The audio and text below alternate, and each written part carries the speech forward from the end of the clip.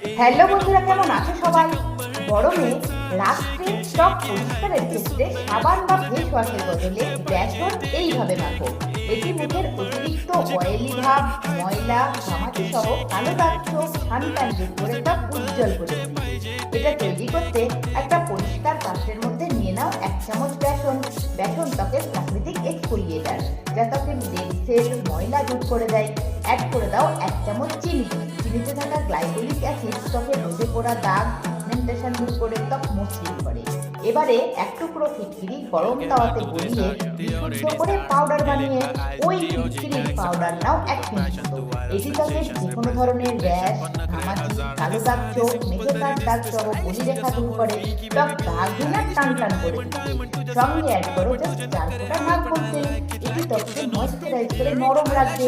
এছাড়াও ফিটকিরি যেহেতু ত্বক ড্রাই করে দেয়, এখানে নারকেল তেল ত্বককে ড্রাই হতে দেবে না।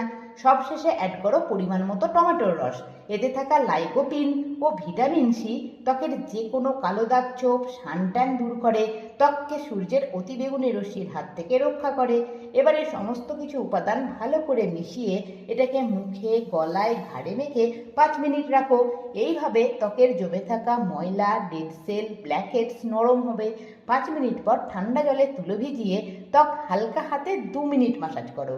এর ফলে ত্বকের জমে থাকা ময়লা, ডেড সেল, ব্ল্যাকহেডসগুলি রিমুভ হবে। ত্বক ডিপলি ক্লিন হয়ে উঠবে। এবারে ঠান্ডা জল দিয়ে মুখ ধুয়ে নাও। তারপর হাতে নাও 1 চামচ অ্যালোভেরা জেল আর 4-5 ফোঁটা গোলাপ জল। দুটোকেই হাতে ভালো করে মিশিয়ে হালকা হাতে ত্বকে 2 মিনিট মাসাজ করে ঘুমিয়ে পড়ো।